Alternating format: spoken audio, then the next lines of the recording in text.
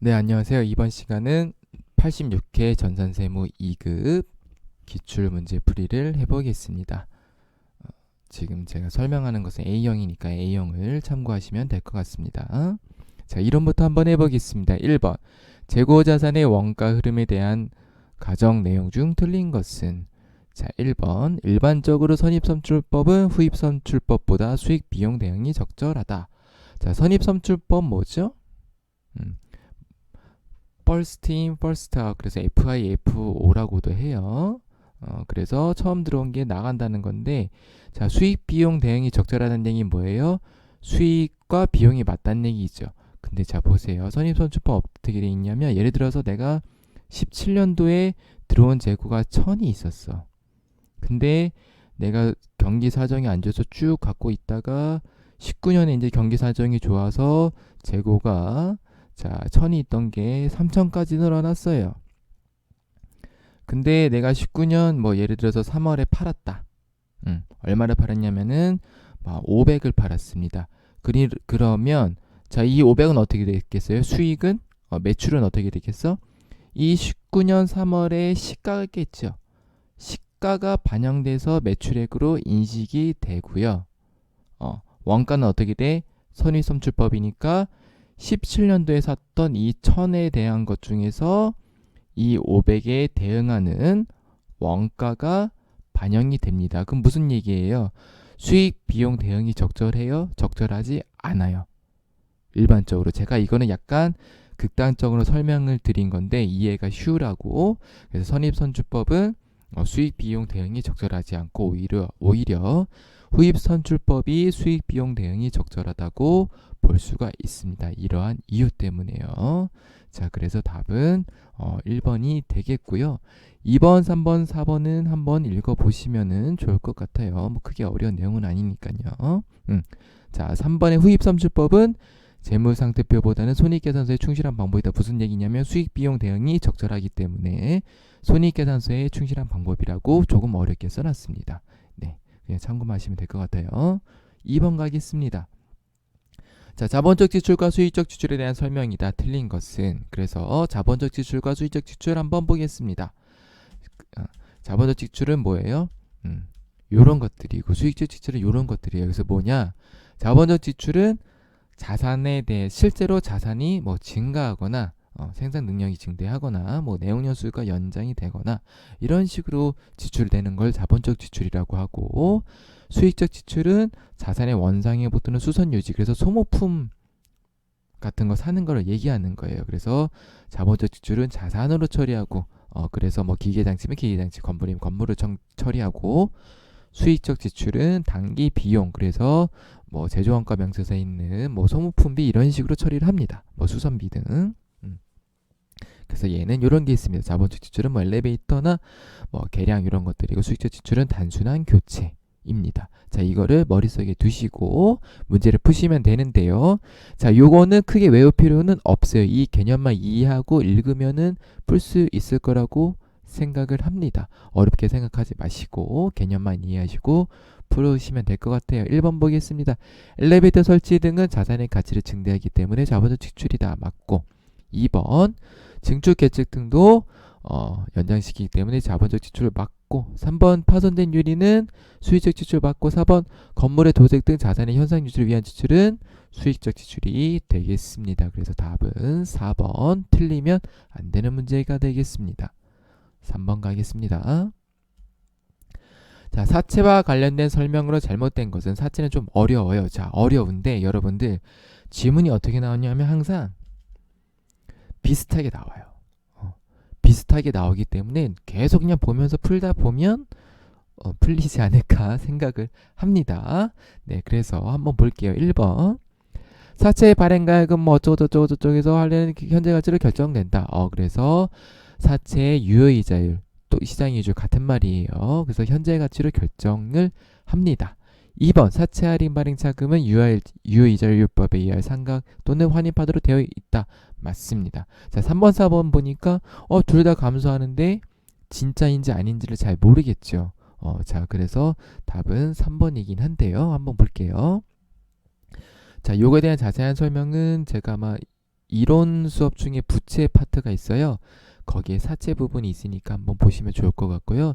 제가 일단 유효유자의 상가표가 할인 반응일 때 어떻게 되는지 한번 샘플로 보여드리겠습니다.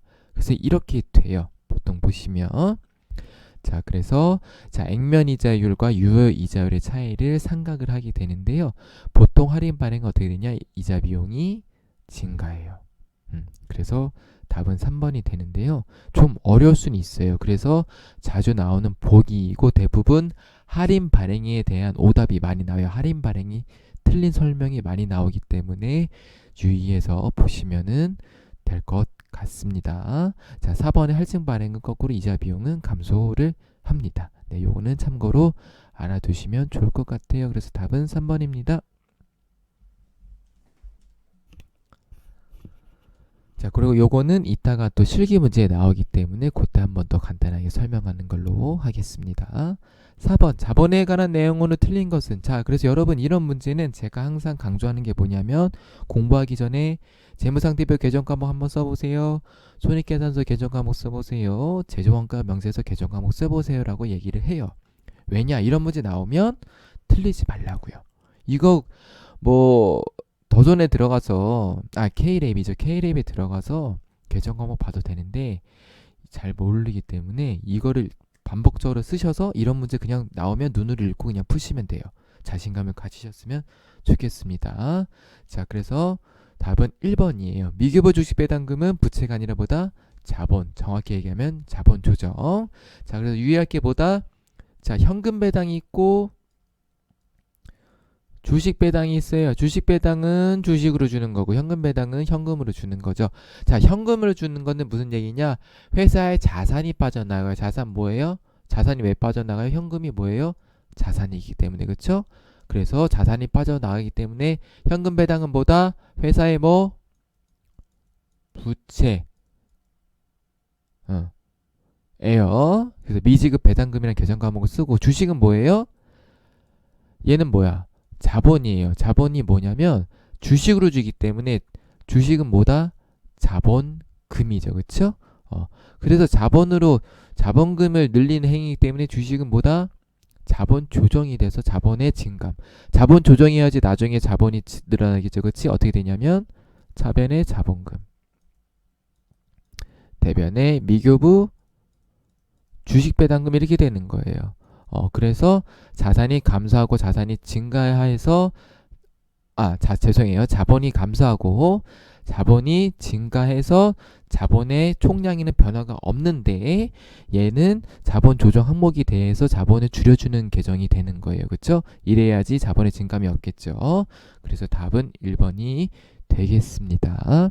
자, 2번 자본 잉여금은 증자나 감자 등에서 발생하는 거. 그래서 증자할 땐 뭐다?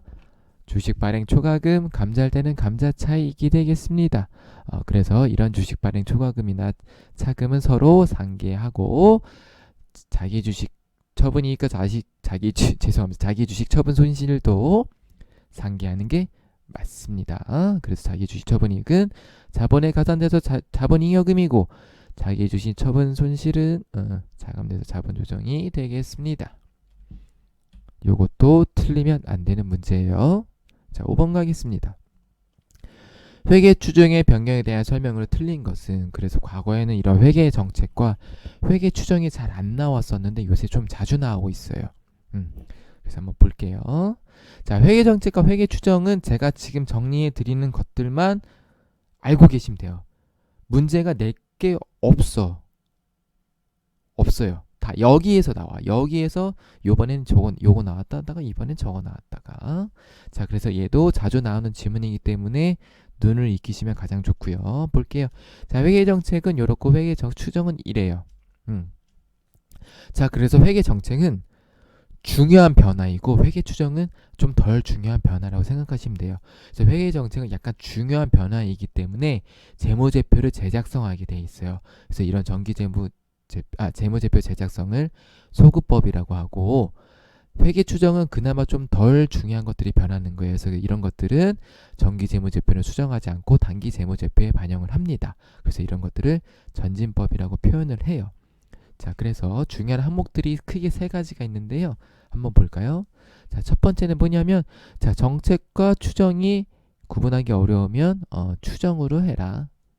그리고 동시에 이루어질 때는 중요한 것부터 정책부터 하고 그 다음에 추정을 해라. 이런 뜻이고 자, 중요하게 이 변경에 따른 합리적으로 결정하기 어려울 때는 그냥 편하게 해라. 이렇게 세 가지가 있어요. 그래서 요거만 아시면 이 범위 내에서 시험 문제가 나오기 때문에 요거는 자주 나오지는 않지만 이 문제 맞추고 싶다고 하시는 분들은 정리를 하시고 넘어가시면 좋을 것 같습니다. 그래서 1번부터 볼게요. 자, 회계 추정의 변경 효과는 변경 정의 사용할 때 손익계산 항목과 동일한 항목으로 처리하면 되겠습니다. 맞습니다. 자, 2번 감가상각 방법의 변경은 회계 추정 맞고요. 그래서 회계 정책은 재고자산이고 나머지는 감가상각은 회계 추정이 되겠습니다. 자, 3번 회계 추정의 변경은 전진적으로 처리하여 그 효과를 단기와 단기 이후 기간에 반영한다. 자, 회계 추정의 변경은 전치법 맞고요. 그렇죠? 그래서 단기와 단기 이후에 반영하는 것을 확인할 수가 있습니다. 4번 회계 변경이 회계 정책의 변경이 추정이 헷갈릴 때는 뭐로 하라? 회계 정책이 아니고 회계 추정으로 하시면 되겠습니다. 그래서 가장 많이 나오는 답은 요거가 되겠습니다. 전산세무 요번에 1급에서도 동일한 문제가 나온 거를 확인할 수가 있겠습니다. 그래서 답은 4번이 되겠습니다. 자, 정리하기 어려우신 분들은 요것만 정리를 하고 넘어가시면 좋을 것 같습니다. 6번 가겠습니다. 자, 원가 구성 요소의 분류상에 해당 항목이 포함되는 내용 중 틀린 것은 그래서 이것도 엄청나게 자주 나오죠. 그래서 이거 문제 틀리면 안 돼요. 원가 문제는 계산하는 문제들이 많이 나오는데 계산하는 문제도 어려우니까 그런 문제는 틀리더라도 이런 문제는 꼭 맞추셔야 돼요. 자, 한번 볼까요? 자, 항상 제가 요 문제 나오면 이런 비슷한 문제 나오면은 똑같은 표를 소개합니다. 이거 외우셔야 돼요. 그래서 이 문제 나오면 틀리면 안 된다. 자, 그래서 재료비, 노무비, 경비는 어떤 형태? 발생 형태에 따라서 분류하고 직접원가, 간접원가는 뭘로 추적이 되느냐 안 되느냐에 따라서 분류합니다. 그래서 자, 이렇게 쓰시고 이렇게 쓰고 이렇게 쓰시고 이렇게 쓰신 다음에 직접 재료비, 직접 노무비, 직접 경비 써주시고 간접이니까 간접 재료비, 간접 노무비, 간접 경비 써주시면 돼요. 그래서 자, 요거 처음에 이렇게 네모를 그려요. 얘는 뭐다? 기본 원가, 기초 원가 또는 직접 원가. 아이고 왜 이렇게 많아, 그쵸? 그래서 얘네 세 개는 동일한 용어입니다. 자, 그리고 간접 합쳐서 뭐라고 한다? 제조 간접비라고 하고, 자, 그 다음에 이렇게 가운데 빼먹기 해서 뭐라고 한다? 가공 원가라고 합니다. 실제로는 이렇게 하는 게 가공 원가인데요. 우리 시험 문제는 이렇게 나오기 때문에 제가 이렇게 그려주는 거예요. 직접 경비라는 용어는 전산세무회계에서는 거의 나오지 않기 때문에 제가 편의상 이렇게 설명드리는 거지. 가공 원가에는 이것도 포함이 됩니다. 오해를 하시면 안 되겠죠. 자, 그래서 이거 가지고 한번 풀어볼게요. 자, 기본 원가는 이렇게 직접 재료비, 직접 노무비 들어가네, 그쵸? 맞고 2번. 가공비는 간접 얘네들 그 제조 간접비랑 직접 노무비 들어가네. 그래서 가공비는 직접 재료를 가지고 가공하는 비용이기 때문에 직접 재료 빼고 나머지라고 생각하시면 좋습니다. 자, 보겠습니다. 제조 간접비 맞고 직접 재료비는 아니죠. 얘는 뭐다? 가공비 포함이 안 되고 얘 맞고 마지막 제조 원가 볼게요. 그래서 제조 원가는 여기는 표현이 안 돼 있지만 제조 원가는 뭐냐면 재료비, 노무비, 경비 얘네 세 개를 다 더한 거를 제조 원가라고 해요. 그래서 얘네들 전부 다 해당되는 거를 확인할 수가 있겠습니다. 그래서 답은 3번이 되겠습니다. 7번 가겠습니다. 다음 자료를 이용하여 단기말 제품 재고액을 계산하면 얼마인가? 그래서 원가 계산 문제들 중에서 난이도가 쉬운 편에 속하기 때문에 요것도 가급적으로 맞추시면 좋아요. 자, 그래서 제조원가 명세서와 손익계산서 이렇게 생겼습니다. 그래서 이렇게 되죠. 그래서 재료비, 농비, 경비 다 더하면 뭐야? 단기 총 제조원가가 되겠고 여기서 기초 제공품 더했고 기말 제품 빼면 단기 제품 제조원가가 되는 거죠. 그래서 얘는 손익계산서의 제품 매출원가로 와서 제품 매출원가는 어떻게 구해요? 기초 더하고 단기 더하고 빼기 기말하시면 되겠습니다. 요걸 항상 머리 염두에 두고 풀어볼까요? 자, 그래서 우리 문제 보니까 제품 재고 있네요. 그리고 직접 재료비, 직접노무 및 제조간접비 이렇게 3개 있고 매출 원가가 얼마인지 알려주고 있습니다. 그래서 이 정보를 가지고 얘네들에 해당하는 것들을 구해서 우리가 추적을 한번 해보겠습니다. 자, 첫 번째로 단기 제품 제조원가 먼저 구해볼게요. 자, 기초 단기총 제조원가, 기말 단기총 제조원가는 얘네 3개 더하시면 되겠고, 자, 기초랑 기말은 없는데 어떻게 돼 있어요? 단기말 제공품은 전기와 비교해서 45,000원이 증가했다. 그래서 이거를 몰라도 얼마? 45,000원이 증가한 걸 힌트를 보셔서 풀 수가 있습니다. 그래서 단기총 제조원가 얘네 3개 더하시고 제공품은 전기와 비교해서 45,000원이 증가했다. 기말이 45,000원 증가했기 때문에 기초랑 기말을 계산하면 45,000원이 되는 걸 확인할 수가 있겠죠. 그래서 이렇게 구하면 단기 제품 제조원가는 132만 5천원이 나옵니다. 그래서 이걸 가지고 다시 여기에 넣으시면 돼요. 자, 그런데 자, 전기말 제품 재고는 62만원이니까 무슨 얘기예요? 기초 제품 재고액이 62만원이란 뜻이고, 자, 그래서 보시면 기말은 없어요. 그래서 기말은 우리가 문제에 구해야 될 금액이고, 그래서 보시면 매출원가 135만원 여기 있죠. 135만원은 자, 기초 62만원에 단기 제품 제조원가 얼마예요? 132만 5천원 빼기 기말이네요. 그쵸? 그래서 요걸 가지고 구하시면 되겠습니다. 얘랑 얘랑 상기하면 2만 5천원이네. 2만 5천원 빼면 얼마예요? 59만 5천원인가? 그래서 59만 5천원이 되는 거를 확인할 수가 있겠습니다. 조금 어렵지만 요거는 훈련을 통해서 문제를 푸셨으면 좋겠어요. 전산회계에도 자주 나오고 전산세무 1급, 2급에도 자주 나오기 때문에 봐주셨으면 좋겠습니다. 자, 8번 가겠습니다. 8번은 조금 까다로운데 천천히 차근차근 푸시면은 어렵진 않아요. 그래서 이 문제도 나오면 땡큐네 하고 맞추셨으면은 좋겠습니다. 문제부터 읽어볼게요. 다음 자를 이용하여 제조 부문 A에 배분해야 하는 보조 부문 총 변동 원가는 얼마인가? 그래서 2개의 보조 부문과 2개의 제조 부문이 있네요. 당년도 6월 중에 원가율은 다음과 같았다. 그래서 자, S1 부분과 S2 부분에서 당월에 발생한 변동 원가는 각각 40만원과 20만원이고 우리는 어떻게 하냐면 단계 배분법을 사용해 S2부터 배분한다고 되어 있습니다. 그래서 보조 부분부터 배분을 한 다음에 제조 부분을 계산을 하시면 되는데요. 한번 제가 간단하게 표를 잘려서 중요한 부분들만 추려봤어요. 계산해야 될 때 필요한 것은 요겁니다. 그래서 앞에 있는 표랑 S1은 40만원, S2는 20만원 발생한 거 S2 부분부터 배분을 해보겠습니다. 잘 따라오셔요. 자, S2부터 배분할 건데요. 자, 보겠습니다. S2에서 발생한 거는 20만원이고 자, 다 배분하시면 돼요. 그래서 자, 어떻게 배분하냐면 보세요. 자, 20만원에 S1 0.4 곱해서 8만원이 나왔죠? S2는 0이니까 없고 자, 제조 부분의 A에는 20만원에 0.2 곱하면 4만원이 나오겠죠? 자, B도 마찬가지로 20만원에 0.4 곱하면은 8만원이 나와요. 자, 그래서 S2 부분부터 하기 때문에 이거부터 배분을 완료하신 다음에 자, 그 다음에 어떻게 하냐면 S1을 배분하시면 되는데요. 자, 배분 대상 금액은 어떻게 나오냐면 원래 발생한 금액 40만원이랑 S2에서 배분받은 거 8만원을 더해서 48만원이 되는 거예요. 자, 48만원이 되고 자, S2에는 배분할 필요가 있어요? 없어요? 없죠. S1도 나한테 배분할 필요가 없기 때문에 얘네들 빼고 어떻게 하냐? 얘네들만 가지고 배분을 하면 돼요. 얘네들의 비율. 그래서 자, 제조 부분 A에 대해 해야 할 비율은 AB 총 비율인 0.8에서 A 얼마예요? 0.4 발생했죠. 자, 그래서 여기 글씨는 좀 복잡한데 결국은 얘네 둘의 비율을 구하면 되는 거예요. 그래서 비율이 똑같기 때문에 둘 다 0.5가 나오는 거고요.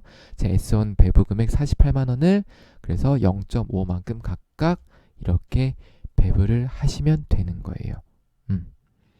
자, 그래서 그럼 제조 부분 A의 총 배부될 금액 얼마냐면 S2에서 배부된 금액 4만원이랑 S1에서 배부된 금액 24만원을 더하시면 되겠고요. 제조 부분 B에 배부해야 될 것도 똑같이 S2에서 배부된 거랑 S1에서 배부된 거 더하시면 되겠습니다. 그래서 아마 문제가 28만원, 답이 몇 번인지 모르겠지만 제조 부분 A였었죠. 그래서 28만원을 고르시면 되겠습니다. 자, 그래서 단계 배분법 차근차근 배분을 하시면 되겠어요. 다음 문제 가보겠습니다. 자, 9번. 서림은 제조간접비를 직접 노동 시간을 기준으로 배부한다. 자, 그래서 제조간접비 예상액은 600만원, 예상 직접 노동 시간은 4만원, 19년 말 실제로 발생한 제조간접비는 586만원, 실제 직접 노동 시간은 39,000시간이라고 할 때 제조간접비 배부 차이는 얼마인가? 이 문제 어려워요, 여러분들. 어려운 문제예요. 세무 2급이 요번에 좀 이론이 어렵게 나왔어요.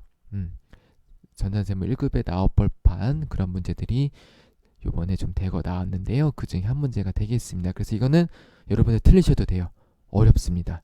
풀이가 어렵기 때문에 틀리셔도 되지만 그래도 해설을 해야 되니까 한번 같이 풀어볼까요? 자, 일단은 제조간접비 배부 차이를 문제에서 물어보기 때문에 일단 한번 나열을 하고 설명하는 게 좋을 것 같습니다. 나열을 해보겠습니다. 자, 제조간접비 배부 차이부터 어떻게 구하는지 알아야 돼요. 제조간접 배부 차이는 실제 발생에서 예정 배부액을 빼는데요. 실제 발생액보다 예정 배부액이 그때는 과대 배부, 내가 과대로 예상했다는 뜻이에요. 내가 예상한 게 이만큼이었는데 실제가 이만큼 발생했네. 그러면은 내가 과도하게 예상했구나. 그래서 과대 배부라고 이해하시면 좋을 것 같고, 거꾸로 실제 발생이 더 크면 내가 예상을 좀 적게 했네. 그래서 과소 배부라고 이해하시면 될 것 같아요. 자, 근데 문제는 뭐냐면 실제 발생액 문제에 나와 있어요. 586만원. 그러면 예정 배부액은 어떻게 구하냐? 자, 예정 배부액은 이렇게 구해요. 실제 발생한 기준, 문제에서는 직접 노동 시간이 되겠네요. 그렇죠? 그래서 실제 발생한 직접 노동 시간이 되는데, 자, 문제는 뭐냐? 이 예정 배부율이라는 거 구해야 돼요. 자, 예정 배부율이라는 거 구해야 되는데, 예정 배부율은 이렇게 구해요. 제조간접비 나누기 예정 조업도. 자, 그래서 이거 같은 말인데, 자, 예정 조업도는 문제에서 직접 노동 시간이 나왔기 때문에 직접 노동 시간을 이용해서 구하시는 거예요. 자, 그래서 제조간접비 발생한 거 예상액이 600이고 예정 조업도가 4만원이라서 예정 배부율은 150이 됩니다. 그래서 실제 발생한 39,000원에 예정 배부율 얼마다? 150원을 곱하면 585만원이 나와요. 자, 그러면 얘가 보다 예정 배부액, 그래서 실제 발생이 얼마예요? 586만원이고 예정 배부액이 585만원인데 자, 실제 발생한 게 만원이 더 크네. 그쵸? 그럼 무슨 얘기다? 내가 만원을 더 예상을 못한 거죠. 그래서 이렇게 되는 거예요. 만원이 과소 배부 되었다. 이해 가시나요? 다시 한번 조금 빠르게 해볼게요. 자, 제조간접비 배부 차이는 실제 발생액과 예정 배부액의 차이인데, 실제 발생한 금액은 문제에 주어져 있고 예정 배부액을 구해야 되는데, 예정 배부액은 실제 발생한 어떠한 기준 곱하기 예정 배부율인데, 실제 발생한 기준은 문제에 나와 있다. 직접 노동 시간이라고. 그래서 예정 배부를 어떻게 보냐면 예정 배부된 금액이랑 예상 조업도인 직접 노동 시간 4만원을 나눠서 150원이 구해졌다. 그래서 이 150원을 실제로 발생한 거에 곱해서 금액을 구했더니 585만원이다. 그래서 얘와 얘의 차이는 만원인데 실제로 내가 예상을 적게 했기 때문에 과소 배부되었다고 체크를 하시면 되겠습니다. 자, 그래서 답은 2번이 되겠습니다. 10번 갑니다. 완성품이 2000개이고 기말 제공품은 500개인 경우 평균법에 의한 종합 원가 계산에서 재료비와 가공비 완성품 환산량은 몇 개인가? 그래서 이것도 어려운 문제예요. 하지만 우린 공식이 있었어요. 자, 그래서 선입선출법은 이렇게 풀이를 하시면 되겠고, 평균법은 이렇게. 자, 무슨 얘기냐면, 자, 그 수량이 나오죠. 수량이 나오면 어떻게 하냐? 자, 기초제공품은 이렇게 계산을 하시면 되고, 단기 완성량은 이렇게 곱하기를 하시면 된다는 뜻이에요. 기말제공품은 이렇게. 완성 퍼센트는 뭐냐면 완성도인 거 반영을 하시면 되겠고, 그래서 완성품 환산량은 요거 세 개를 이렇게 더하시면 됩니다. 대략적인 설명은 이렇고요. 자, 선입선출법이 궁금하시면은 전산세무 1급에 요번에 선입선출법 환산량 구하는 문제 나왔었어요. 그거를 참고하시면 되겠고요. 우리는 평균법이니까 평균법 가지고 한번 해보겠습니다. 직접. 자, 그래서 이것도 나열을 한번 하고 설명을 해볼게요. 자, 원래는 어떻게 하냐 보세요. 자, 완성품이 2,000개인 거 이미 나와 있어요. 그래서 재료비는 어떻게 하냐면 단기 완성량의 100%는 무슨 얘기냐면 완성품 2,000개인데 자, 여기에 100%를 곱하면 완성품 환산량이 얼마? 얘는 2,000개가 되는 거고요. 자, 기말제공품 보니까 500개네, 그쵸? 그래서 원래는 500개에다가 100%를 곱해서 이렇게 구하는 게 맞아요. 그래서 원래는 2,500개가 나와야 되는데 이 문제는 난이도가 있는 문제예요. 자, 문제 뭐라고 되어 있냐면 재료는 공정 50% 시점에 전량 투입된다고 되어 있어요. 그래서 자, 공정 50%가 있는데 기말 완성이 40% 얘가 더 작잖아요. 그러면 얘는 없다고 생각을 하셔야 돼요. 저의 공식에 대입을 하실 때는 이렇게 공식을 대입을 하셔야 되는데, 그래서 재료비 완성품 환산량 2,000개가 되고요. 자, 가공비 볼까요? 완성품이 2,000개죠? 그래서 이렇게 2,000개에서 얘가 들어왔고, 기말제공품 500개인데 완성이 40%네. 그래서 500 곱하기 40%에서 200이죠? 그래서 이렇게 더하셔서 가공비는 이렇게 구하시면 돼요. 그래서 가공비 같은 경우는 전량 투입되는 거와 상관없이 전량 계산을 하시면 돼요. 그래서 답은 1번이 되겠습니다. 그래서 이 문제를 틀려도 상관은 없지만 어렵기 때문에 이 문제를 마치고 싶으신 분들은 이 표를 외우셔서 풀이를 저와 같이 하시면서 사용법을 익히시면 좋을 것 같습니다. 그래서 답은 1번이 되겠고요. 난이도가 조금 있는 문제였습니다. 아마 많은 분들이 3번을 찍으셨을 것 같아요. 하지만 답은 1번입니다. 자, 11번 가겠습니다. 부가가치세법상 과세 대상인 재공급으로 보는 것은, 자, 그래서 부가가치세법상이라고 나오는 문제들은 설명하기가 조금 난해해요. 왜냐하면 그냥 이거는 조문에 부가가치세 조문에 그냥 박혀 있거든요. 그래서 하지만 그래도 우리가 조금 쉽게 한번 이해를 하는 것으로 해서 문제풀이를 해보겠습니다. 자, 그래서 과세 대상인 제어의 공급이 있는데요. 시험 문제에 가장 많이 나오는 것은 뭐다? 제어의 간주 공급입니다. 그래서 한번 볼게요. 자계 사폐라고 합니다. 많이 보셨죠? 그래서 자가 공급, 자기 사업을 위해서 취득한 제한한 요용을 사용할 때는 공급으로 본다. 개인적 공급 이럴 때도 시가보다 낮을 때는 공급으로 본다. 사업상으로 증여했을 때도 공급으로 보고, 폐업 시 잔존 제하도 공급으로 본다. 그래서 사업상 증여 같은 경우는 많이 나오죠. 어떻게 많이 나와? 건별로 많이 나오죠. 자, 나머지 요거 세 개도 다 건별이에요. 자, 요거 같은 경우는 이제 특정한 조건을 만족할 경우에는 우리가 과세. 이 건별은 제가 얘기하는 그거 있죠. 메인 매출할 때의 건별입니다. 그래서 보통 14건별이 많이 나오게 되겠습니다. 그래서 한번 볼게요. 자, 1번. 공장 건물 기계 장치가 국세 징수법에 따라 공매, 경매되는 경우는 재공급으로 보지 않습니다. 자, 답은 2번이 되는데요. 택시 운수업을 운영하는 사업자가 구입 시 매입세 공제를 받은 개별 소비 과세 대상 소형 승용차를 업무 목적인 회사 출퇴근으로 사용하는 경우 무슨 얘기냐? 택시 운수업 하는데 내가 택시 차를 샀어요. 그래서 이 차를 업무 목적으로 사용하는 경우는 당연히 공제가 받을 수 있고요. 그래서 얘는 재공급이 되겠습니다. 3번. 자, 공급 컴퓨터를 제조하는 사업자가 원재료를 사용해 취득한 부품을 동회사 기계장치 수리에 대체해 사용하는 경우, 여러분들 이거 혹시 많이 보셨나요? 우리 메인 매출 전표할 때 많이 메인 매출 전표가 아니라 자 결산자를 입력할 때 많이 보셨을 거예요. 자 원재료를 사용하기 위한 거 이거보다 원재료를 취득한 거를 내가 다른 용도로 썼어. 이거보다 원재료의 타겟형 대체예요. 그쵸? 자 4번 회사가 종업원에게 사업을 위해서 착용하는 작업복을 제공하는 경우 이거 뭐예요?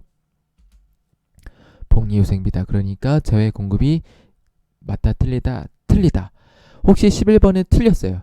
자 내가 틀렸는데 보기를 3번이나 4번을 찍으시면 되겠다 안 되겠다 안 되겠다. 왜냐?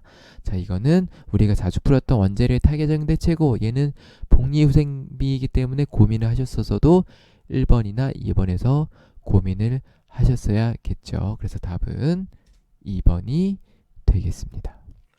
12번 가겠습니다. 자, 부가가치세법상 사업자 등록과 관련 설명으로 틀린 것은 자주 나오는 보기이기 때문에 눈으로 자주 푸셔서 익히셨으면 좋겠어요. 자, 1번. 자, 사업자는 원칙적으로 사업장마다 사업개시일로부터 20일 이내에 사업자 등록을 하여야 한다. 네, 맞습니다. 그래서 사업자 등록 어떻게 한다? 사업장별로 합니다. 2번. 신규로 사업을 시작하려는 자는 사업 개시일 전에 사업자 등록할 수 없다가 아니라 할 수 있죠. 당연히 할 수 있어야겠지. 3번 사업장이 둘 이상인 사업자는 사업자 단위로 해당 사업자의 본점 또는 주사무소 관할 세무서장에 등록을 신청할 수 있습니다. 맞고 자 그래서 사업장이 둘 이상인 경우에는 사업자 단위별로 본점 또는 주사무소를 신청할 수가 있고요. 자 본점 또는 주사무소는 지점도 할 수가 있어요. 그래서 바꾸실 수가 있습니다. 4번 사업자는 사업자 등록의 신청을 사업장 관할 세무서장이 아닌 다른 세무서장에게도 할 수가 있습니다. 당연히 되겠죠. 예를 들어서 내가 서울에 본사를 두고 사업을 하고 있는데 부산에 사업자를 내고 싶어요. 그럼 내가 부산까지 가야 되면 엄청나게 낭비잖아, 사회적으로. 그래서 이런 것들을 방지하기 위해서 관할 세무서장인 부산 세무서가 있겠죠. 뭐 동구가 있고 서구가 있겠지만 그래서 이런 세무서장이 아닌 다른 세무서장에도 할 수 있도록 지원을 하고 있습니다. 13번 가겠습니다. 컴퓨터를 제조하여 판매하는 백두산의 다음 자를 이용하여 부가가치세법상 납부세액을 계산하면 얼마인가? 그래서 부가가치세 신고할 때 납부세액이 얼마인지 계산하시면 돼요. 그래서 자 크게 두 가지 방법이 있어요. 첫 번째는 납부세액은 뭐예요? 매출세액에서 매입세액 마이너스 하니까 매출세액에서 매입세액을 구해서 마이너스를 해도 되고, 두 번째는 나 이런 문제 많이 풀어봤어. 그러면 그냥 여기다가 바로 메모를 하셔서 푸셔도 됩니다. 제가 그래서 메모부터 한번 해서 풀어볼게요. 자, 매출처별 세금계산서 하계표상의 공급가액은 1000만원이다. 그러면은 부가세 얼마예요? 100만원. 그래서 이렇게 플러스 100 이내에 표시하시면 되겠고, 자 매입체별 세금계산서 합계표상의 공급가액은 500만원이다. 그러면은 매입세액이 500만원이죠. 50이죠. 그래서 이 중에서 소형세용차 자동차 렌트 비용과 관련된 공급가액은 10만원이다. 자 무슨 얘기예요? 얘는 불공이지. 그러니까 불공을 빼시면 되겠어요. 얼마? 10만원에 10%니까 만원. 그래서 매출세액은 100만원이고 매입세액은 49만원이니까 세금 내야 될 거 얼마다? 51만원. 이렇게 푸셔도 되고, 자 요거를 조금 풀었으면은 이렇게 매출세액 얼마? 100만원이고 매입세액은 이렇게 구해서 빼셔서 51만원을 구하셔도 됩니다. 네, 바로 14번 가볼게요. 자, 과세되는 근로소득으로 보지 않는 것은, 그래서 이 문제를 조금 다르게 얘기하면 원천 징수를 하지 않는 것은 뭔지 고르시면 되겠습니다. 자, 1번 여비의 명목으로 받는 연액 또는 월액의 급여는 근로소득으로 봅니다. 그래서 우리가 자가운전보조금 원래 얼마 지원하죠. 그래서 그 이상들은 전부 다 근로소득으로 봅니다. 그리고 근로소득으로 보는 게 아니라 비과세, 과세를 나누는 거고, 이것도 근로소득으로 우리가 보고 있죠. 자, 2번 법인세법상에 따라 상여로 처분된 금액. 여러분들 상여는 근로소득이에요. 상여금 받으시면 연말정산에 포함돼서 근로소득에 반영이 됩니다. 3번 사업자가 그 종업원에게 지급한 경조금 중 사회 통념상 타당하다고 인정되는 범위 내의 금액. 자, 그래서 문제가 뭐냐? 사회 통념상 타당하다고 인정되는 범위 내의 금액은 정해진 게 없어요. 없는데 뭐 이제 국세청이나 조세심판원에서 인정해주는 금액이 있어요. 뭐 찾으시면 언제 그 시대에 따라 조금씩 변하긴 하는데, 자, 그래서 경조금으로 받은 금액은 근로소득으로 보지는 않고 있습니다. 답이 3번이 되겠고요. 자, 4번 임원 사용인에게 주택 소요되는 자금은 저리되는 부상으로 대여받으면서 얻는 이익은 근로소득으로 보고 있습니다. 네, 그 답은 3번이 되겠습니다. 자, 15번입니다. 다음 쪽 소득세법상 원천징수에 대한 설명으로 틀린 것은, 자, 그래서 요거는 조금 어려운 문제이긴 한데요. 어려운 문제이긴 한데 답이 비슷하게 나와요, 항상. 그래서 답을 그냥 외우시고 넘어가셔도 됩니다. 1번 원천징수 의무자는 원칙적으로 원천징수 대상 소득을 지급하는 자이다. 그래서 무슨 얘기냐면, 자, 회사가 우리한테 급여를 주죠. 그러면 원천징수 누가 해야 돼? 회사가 해야 돼요. 의무가 회사에 있습니다. 그래서 근로소득자들이 급여를 받을 때는 어쩔 수 없이 세금을 다 공제받고 월급을 받죠. 왜냐하면 원칙적으로 회사에게 의무가 있기 때문에 그렇습니다. 자, 2번 모든 이자 소득의 원천징수 세율은 14%이다. 그래서 공부를 많이 하신 분들은 2번이 틀렸다는 거 아실 수가 있고요. 자, 문제는 뭐냐면 비영업대금 이익은 25%인데 비영업대금 이익이 뭐예요? 라는 거 제가 물어보면은 잘 모르시는 분들이 많더라고요. 자, 비영업대금 이익은 뭐냐? 내가 은행이 아니에요. 그래서 그냥 내가 일반 회사인데 우리 자회사가 자금 사정이 조금 어려서 내가 돈을 빌려줄 수가 있겠죠. 그쵸? 이런 것들을 비영업대금의 이익이라고 해요. 회사가 은행업 같은 거를 영위하지 않는데 빌려줄 수가 있겠죠. 다른 법인들에게. 그래서 이런 경우를 비영업대금의 이익이라고 하고, 자, 이런 것들은 25%를 때리고 있습니다. 답이 2번이 되겠고요. 3번 신고기한 내에 원천징수 이행사항 신고를 못했더라도 신고 불성 시 가산세는 없다. 다만 다른 가산세는 있죠. 4번 원천징수세액은 원천징수 의무자가 납부한다. 그래서 1번과 동일한 문구가 되겠습니다. 네, 잠깐 스트레칭을 하고 실기 문제로 한번 넘어가 볼까요?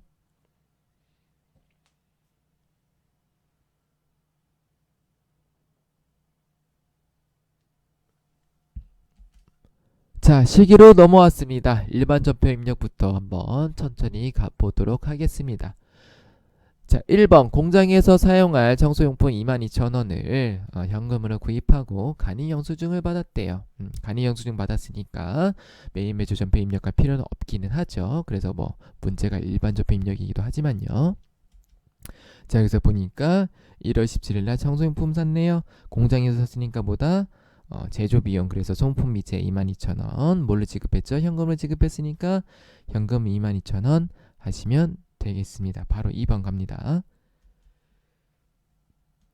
자, 우리은행이 예치된 정기예금이 만기가 돼서 원금과 이자를 소득 받았대요. 근데 원천징수를 했네요. 자, 보겠습니다. 자, 원천징수세액은 자산으로 처리하라고 돼 있죠. 그래서 보통 원천징수세액은 선납세금으로 처리를 합니다. 나중에 이거 소득세 같은 것들 어떻게 한다? 어떻게 한다? 법인세 신고할 때 차감돼서 납부를 합니다. 그래서 우리가 결산전표 입력할 때 뭐 원천징수된 금액이 얼마 있다, 선납하는 금액이 얼마 있다, 이런 것들 어떻게 하죠? 다 역분기를 치고 법인세를 구하죠. 미지급 법인세를요. 그래서 그런 거에 연장선이라고 생각을 하시면 되겠습니다. 보겠습니다. 3월 27일. 자, 그래서 일단 원금부터 들어왔다고 생각을 하시면 되겠고, 정기예금 5천만 원 받았죠. 네. 그래서 이렇게 일단 정기예금 받은 원금 부분 이렇게 처리하시면 되겠고요. 이자 부분 보겠습니다. 자, 일단은 이자를 받았기 때문에 이자 수익 100을 인식하시면 되겠고, 자, 이자 수익을 받았는데, 자, 어떻게 된다? 원천징수된 거 15만 4천원은 뭐 선납세금으로 처리하시면 되겠고, 나머지 잔액이 84만 6천원 받았으니까 보통예금 84만 6천원 늘려주시면 되겠고요. 자, 보통예금이 이렇게 겹치기 때문에 얘네 두 개를 합쳐서 5,084만 6천원이라고 입력을 하셔도 무방하겠습니다. 3번 가겠습니다. 자, 부가세 미납세액 150만원을 미지급세금으로 처리가 돼 있는 게 있고, 자, 가산세가 발생했나 보네요. 가산세 10만원이 있는데 얘를 법인카드로 납부했대요. 그래서 카드 납부 수수료는 1%로 가정한다고 돼 있습니다. 그리고 가산세는 세금과공과로 처리하고 카드 수수료는 수수료 비용으로 처리하며 하나의 전표로 회계 처리할 것이라고 돼 있습니다. 전표를 하나로 처리하시면 되겠고요. 자, 보겠습니다. 일단 부가세를 미납했네, 그쵸? 미납한 거 카드로 납부했기 때문에 미지급 세금이 차변에 와서 부채가 감소하게 되겠고요. 자, 그 다음에 가산세는 세금과 공과로 처리하게 되기 때문에 세금과 공과로 처리를 해주시면 되겠고요. 자, 수수료 비용을 결제 대금의 1%라고 되어 있는데, 자, 결제 어떻게 했죠? 미지급 세금인 150만원과 가산세 10만원을 다 합해서 이 160만원에 대해서 법인카드로 납부했기 때문에 결제 대금의 1%인 16,000원을 수수료 비용으로 인식하시면 되겠고요. 자, 이거 전부 다 뭘로 했어요? 법인카드로 납부했기 때문에 미지급 신한카드에서 얘네들의 합계인 161만 6천원을 처리해 주시면 되겠습니다. 자, 4번 가겠습니다.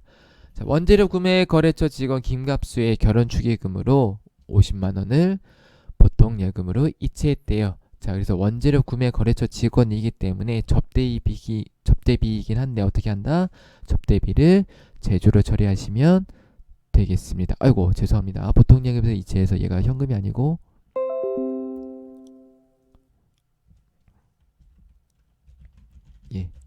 보통예금이 되겠습니다. 네, 이렇게 처리하시면 되겠습니다. 자, 5번 가겠습니다. 11월 30일 필연의 제품을 판매하고 받은 약소금 300만원이 필연의 부도로 인하여 대손이 확정되었대요. 받으러움에 대한 대손 충당금 200만원이 기 설정되어 있고, 부가가치세법상의 대손세액 공제는 고려하지 아니한다. 대손세액이 공제되면 일반 전폐가 아니라 일반 전폐 입력을 해도 되는데요. 대손세액 공제를 고려할 때는 부가세를 고려하시면 되겠고, 고려하지 아니한다고 되어 있기 때문에 부가세는 무시하시면 되겠습니다. 자, 그래서 볼게요. 자, 일단은 받으러움이 부도가 됐기 때문에 없애주시면 되겠어요. 그래서 자산인 받으러움을 없애주시면 되겠고, 자, 받으러움에 대한 대손충당금이 설정되어 있기 때문에 대손충당금 받으러움 거를 200만원 없어주시면 되겠고요. 나머지 차액 어떻게 한다 그랬었죠? 나머지 차액은 대손상각비로 인식을 하시면 되겠는데요. 주의할 게 뭐다? 자, 매출채권이 외상매치금 또는 받으러움에 대손은 어떻게 한다? 대손상각비 판으로 해서 판관비로 처리하시면 되겠고요. 자, 나머지 매출채권이 아닌 것들에 대해서 대손이 발생했을 때는 어떻게 한다? 기타의 대손상각비라는 계정 과목을 써서 영업의 비용으로 처리해 주시면 되겠습니다. 요것만 유의하시면 될 것 같아요. 자, 다음 메인 매출 전표로 들어가 보겠습니다. 4월 22일 자, 물품의 운송을 목적으로 사용하는 운방용 트럭을 매각을 했대요. 그래서 운방용 트럭을 매각했기 때문에 10일 과세가 된 걸로 확인하실 수가 있겠고요. 전자세금 계산서를 발행했기 때문에 전자는 여로 체크하시면 되겠습니다. 자, 그래서 매각일까지의 감가상각비는 무시한다고 되어 있네요. 자, 그래서 회계처리 어떻게 하냐면 보겠습니다. 자, 매각을 했기 때문에 어떻게 해요? 일단은 돈 들어온 것부터 한번 확인해 볼까요? 공급가액이 900만원인데 부가세가 별도이기 때문에 보통예금으로 990이 들어왔겠죠. 자, 그 다음에 자, 부가세 예수금 90만원을 일단 인식을 해주시면 되겠고요. 자, 그 다음에 차량 매각한 거를 회계 처리해 보겠습니다. 그래서 차량 운반구의 취득가액인 1250을 날려주시면 되겠고, 감가상각 누계액 얼마? 520만원 날려주시면 되겠어요. 왜냐하면 매각액까지의 감가상각비가 없기 때문에 날려주시면 되겠고, 나머지 차액은 뭘다? 유형자산 처분이익으로 인식을 해주시면 되겠습니다. 자, 그래서 검사를 한번 해볼게요. 1250만원, 520만원이니까 차량 운반거의 장부가액 얼마예요? 빼면은 730만원이네요. 그쵸? 맞죠? 자, 730만원짜리를 얼마에 팔았다? 얼마에 팔았다? 900에 판 거예요. 부가세는 무시하시면 되겠고요. 그쵸? 그래서 이를 900에 팔았기 때문에 이익 얼마다? 당연히 170만원이 남아야겠죠? 그래서 유형자산 처분이익 170만원을 체크하시고 넘어가시면 되겠습니다. 만약에 내가 이런 것들을 고려하지 않았으면은 이 숫자가 바뀌었겠죠. 그쵸? 그래서 만약에 이렇게 검토를 했는데 차이가 나시면은 요 부가세 예수금이나 또는 부가세가 고려되어 있는지 보통예금 등을 확인하시면 되겠습니다. 2번 가겠습니다. 자, 중앙상사의 2월 3일에 판매되었던 제품 중에서 일부가 반품 처리가 되었대요. 그래서 반품 전자세금계산서를 발급했대요. 그래서 10일 과세 매출했으니까 과세인 걸 확인할 수가 있겠고, 전자니까 전자 체크하시면 되겠습니다. 자, 대금은 외상매출금과 상기에 처리하기로 했는데 어떻게 한다? 음수로 회계 처리하라고 되어 있습니다. 무슨 얘기냐면 마이너스 처리한 얘기예요. 그래서 2월 3일에 회계 처리가 어떻게 되어 있냐면 제가 한번 봤더니 이렇게 되어 있었어요. 2월 3일 날 10개를 팔았네요. 그쵸? 250만원에. 그래서 이렇게 회계 처리를 했었는데 3개를 반품 처리하고 돼 있고 마이너스 처리하라고 돼 있기 때문에 똑같이 그대로 쳐주시면 되겠어요. 그래서 이 중에서 얘네들을 마이너스 처리해서 회계 처리해서 반영을 해주시면 되겠습니다.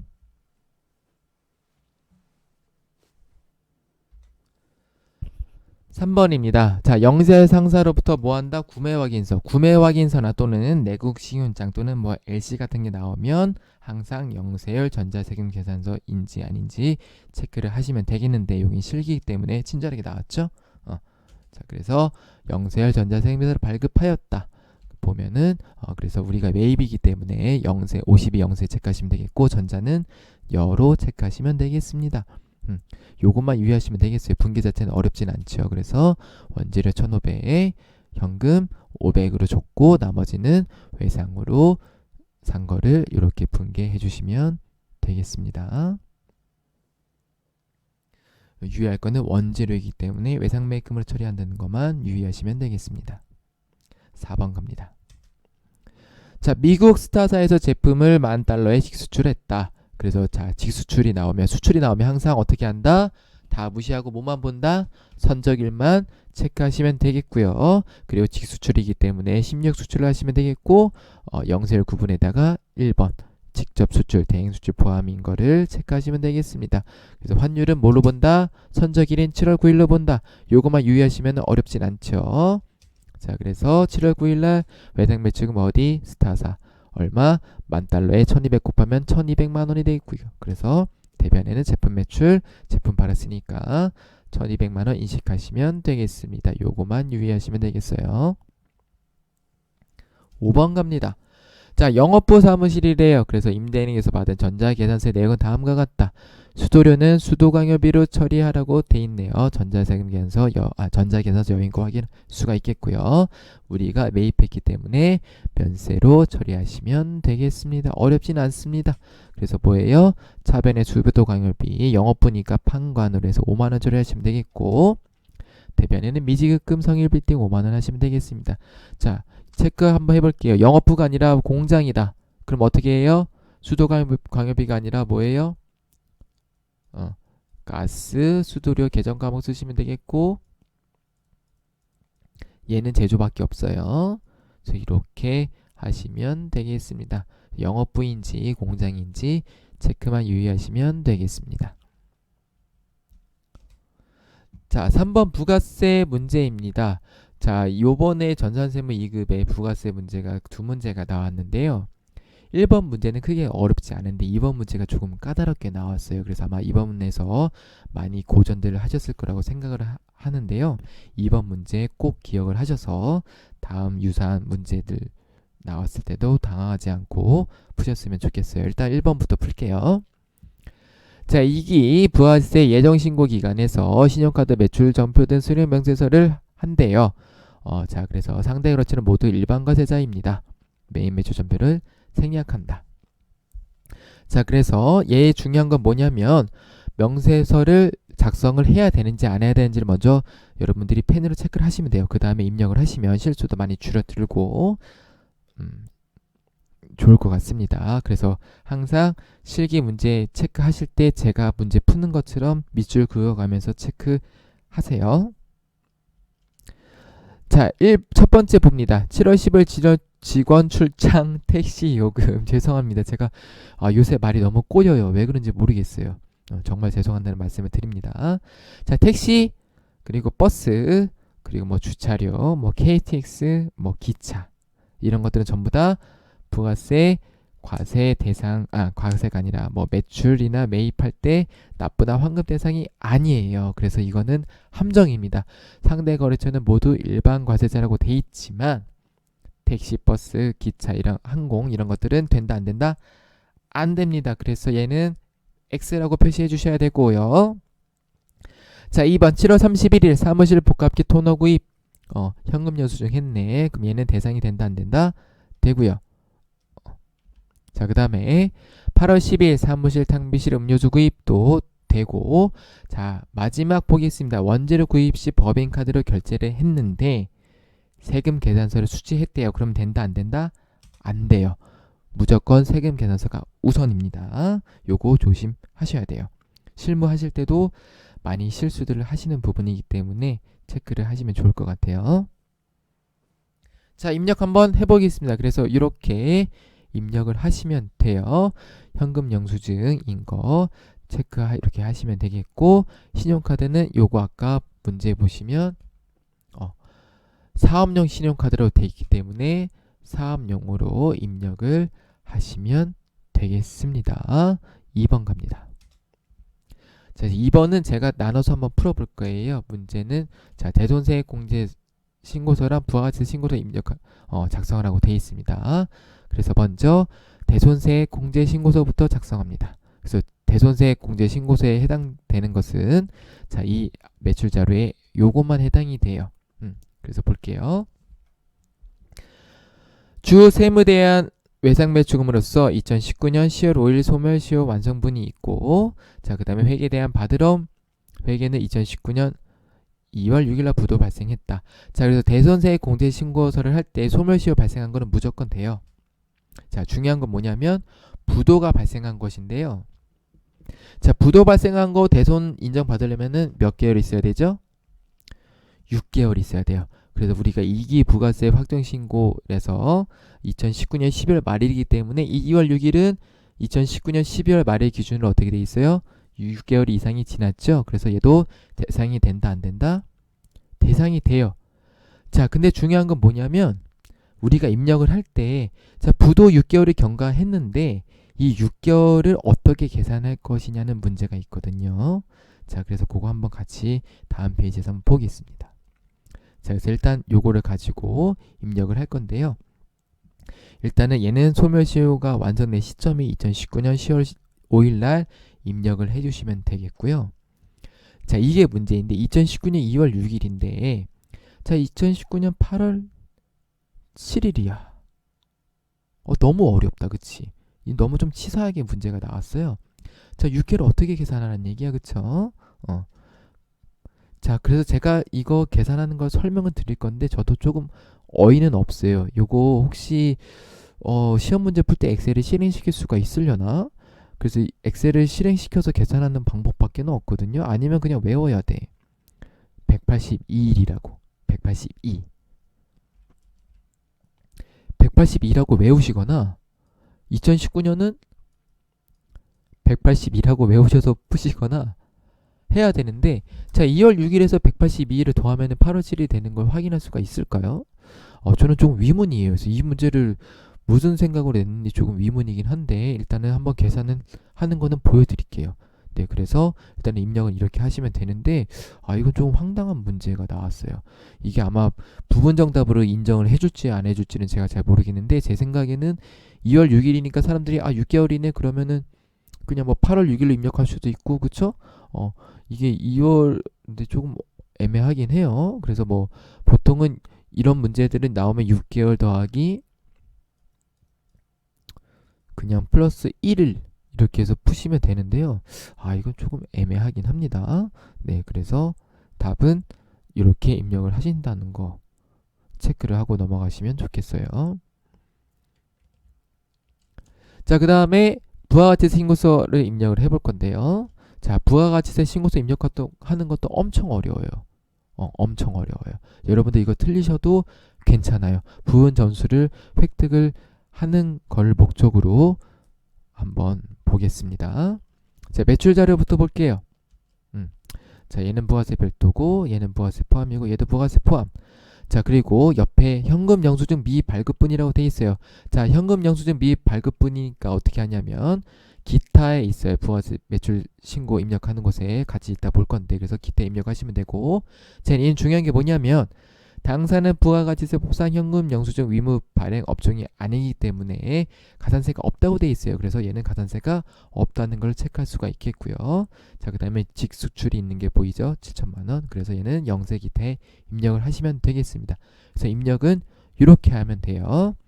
자, 세금서 발급분에 입력하시면 되겠고, 신용카드니까 신용카드에다가 3천만 원에 세액 300 입력하시면 되겠고요. 자, 기타 부가세 포함됐기 때문에 이렇게 입력을 하시면 되겠고요. 직수출이니까 이렇게 입력하시면 되겠고, 제일 중요한 게 뭐다? 이거 대손세액 가감이에요. 우리가 아까 1번에서 풀었잖아요. 대손세액 공제 신고서. 다시 볼까요? 그래서 얼마냐면, 자, 여기에 900 있는 거 보이세요? 900이 있어요. 그래서 이 900을 여기에 입력을 해주셔야 돼요. 엄청 어렵죠. 이거는 강의하는 사람도 그냥 깜빡하고 넘어갈 수 있는 부분이에요. 왜냐하면 부가세 신고서만 입력하다 보면은 이것만 입력하면 되지 하고 가끔 넘어가기도 하거든요.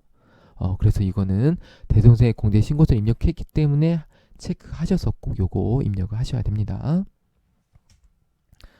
자, 다음에 매입 볼게요. 자, 매입도 한번 바로 가볼게요. 전자세금에서 과세 매입이 있기 때문에 입력을 하시면 되겠는데, 그 중에 고정자산 매입분이 있기 때문에 요거는 별도로 나눠서 입력을 해주시면 되겠고요. 자, 이기 예정신고 시 미환급된 세액이기 때문에 300만 원 입력하시면 되겠고, 자, 그 다음 뭐냐면 중요한 게 이거예요. 신용카드 매출전부들 발행공지 3,300 보이세요? 자, 이게 뭐냐면 요거예요. 요거 공제를, 법인은 공제가 안 되거든요. 근데 공제가 안 돼도 입력을 하셔야 됩니다. 어렵죠? 이번엔 정말 어렵게 나왔어요. 아예 작정하라고 너네 이거 틀리라고 하고 나온 문제이기 때문에 요것도 체크하고 넘어가시면 좋을 것 같습니다. 그래서 개인 사업자 같은 경우는 이렇게 입력을 하시면요, 세액이 공제가 돼요. 뭐 1%였나 뭐 해가지고 계산돼서 공제가 되는데, 자, 법인 사업자는 공제가 안 되는 거를 확인하고 넘어가시면 되겠습니다. 자, 문제 4번 결산자로 입력하겠습니다. 자, 1번 당사는 하나은행으로부터 1년 갱신 조건의 마이너스 통장이에요. 그래서 마이너스 통장은 어떻게 처리하죠? 단기 차입금으로 처리하시면 됩니다. 자, 그래서 이렇게 분개를 하시면 되겠습니다. 2번 가겠습니다. 자, 다음 자료를 이용하여 정기예금에 대한 단기분 경과이자를 회계 처리하시오. 그래서 월할 계산하라고 돼 있네요. 자, 미수수익에 대한 문제인데요. 보겠습니다. 자, 이자 같은 경우가 만기에 일시불로 수령하기 때문에 보통 회사는 어떻게 처리해요? 만기일에 이자 수익 보통 예금을 인식을 하겠죠. 근데 자, 기말에 수정분기를 치란 얘기예요. 자, 그래서 보시면은 7월 1일 날 가입해서 2020년 6월 30일 날 만기가 되는데, 자, 이게 가입 기간이고 우리는 12월 31일 날 수정분기를 넣어줘야 됩니다. 그래서 12월 31일까지의 기간 동안 미수 수익을 인식을 하시면 되겠고요. 그래서 월할 계산하라고 되어 있기 때문에, 자, 2019년 12월 31일 어떻게 하냐면 내가 아직 못 받은 수익, 미수 수익 200만 원 인식하시면 되겠고, 대변에는 이자 수익을 인식하시면 되겠습니다. 그래서 이자 수익은, 자, 원금 2억에 이자율 2%에 자 1년이 12개월이 12개월 넣으시고요. 우리가 못 받은 단기 수익 인식해야 될 기간 6개월을 넣으셔서 계산을 하시면 되겠습니다. 3번 아래에 제시된 자료를 토대로 당초에 할인 발행된 사채 이자 비용에 대한 회계 처리하시오. 그래서 우리가 아까 나왔었어요. 이런 문제, 그쵸? 그래서 그건데, 자, 우리가 할인 발행할 때 액면 유효 이자율에 대한 상각표가 이렇게 있어요. 그래서 이걸 가지고 제가 잠깐 설명을 드릴 건데, 자, 세부적으로 보실 분들은 이론의 부채를 들으시면 될 것 같고요. 제가 일단 분계가 어떻게 되는지 설명을 해야 되기 때문에 간단히 설명만 드리겠습니다. 자, 액면이 100만 원이고 액면 이자율이 10만 원이기 때문에 이렇게 나와요. 나오고, 자, 이 액면 이자율과 시장 이자율의 차이는 우리가 사채 할인 발행 차금으로 상각을 하게 되는데요. 그래서 최초 인식할 때는 이렇게 인식을 해요. 사채 할인 발행 차금. 그래서 이자를 지급할 때마다 우리가 사채 할인 발행 차금을 이렇게 차감을 하는 회계 처리를 하는데요. 그래서 이렇게 1년, 2년, 3년 동안 처리해서 결론적으로는 얘를 없애주는데요. 자, 어떻게 되냐. 실제로 우리가 돈을 지급하는 거는 이 액면가에 대한 돈을 지급을 해요.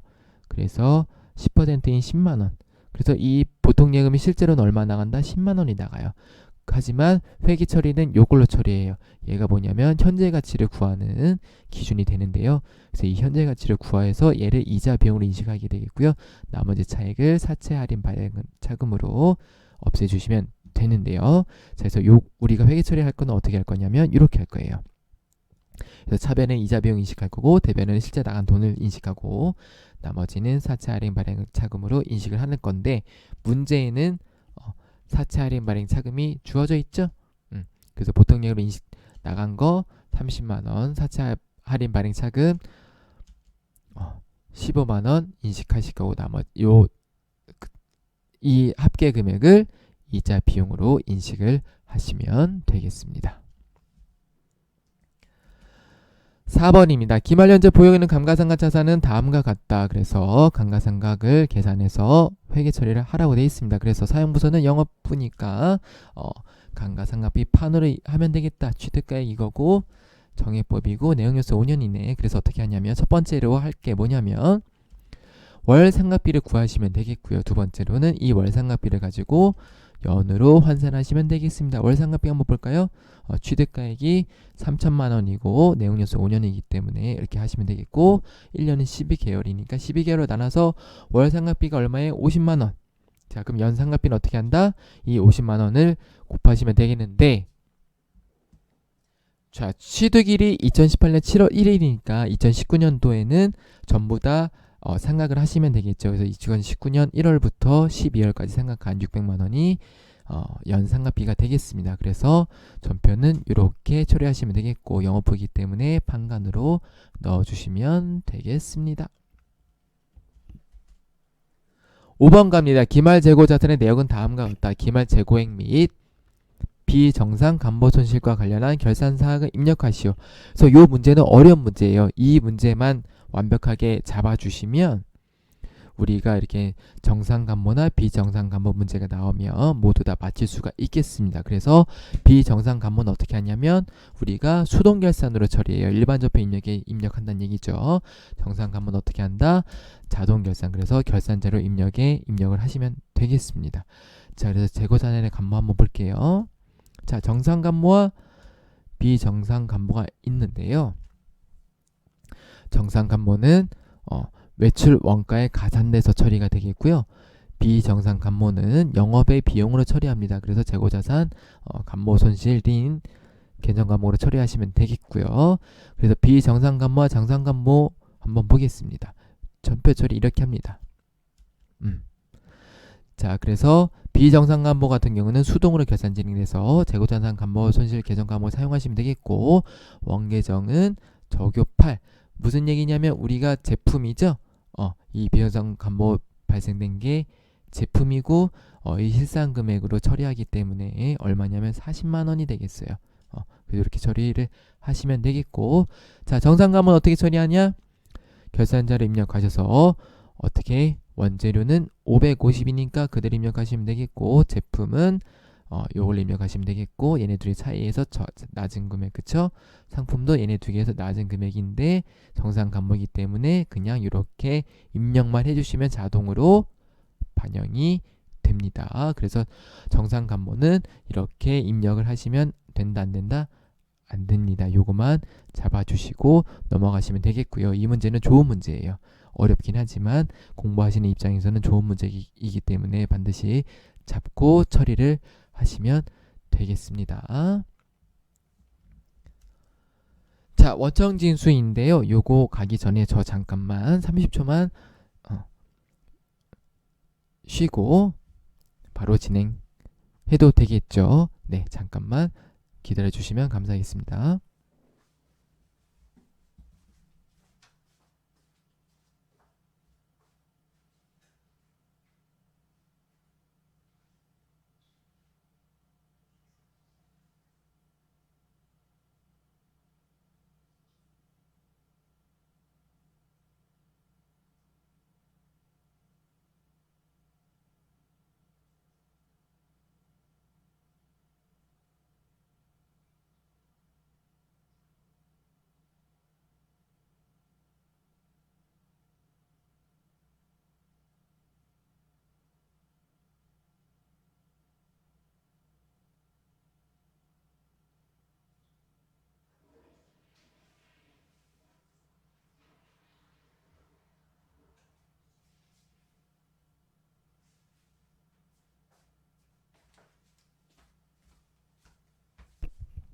네, 감사합니다. 그러면은 문제 5번 원청징수 문제 풀이 한번 가보겠습니다. 자, 1번이에요. 그래서 보면은 급여자를 입력을 하고 그 다음에 원청징수 이행상한 신고서를 입력하라고 되어 있습니다. 그리고 보면은 전월 미해한그 세액이 31만원이 있다고 하네요.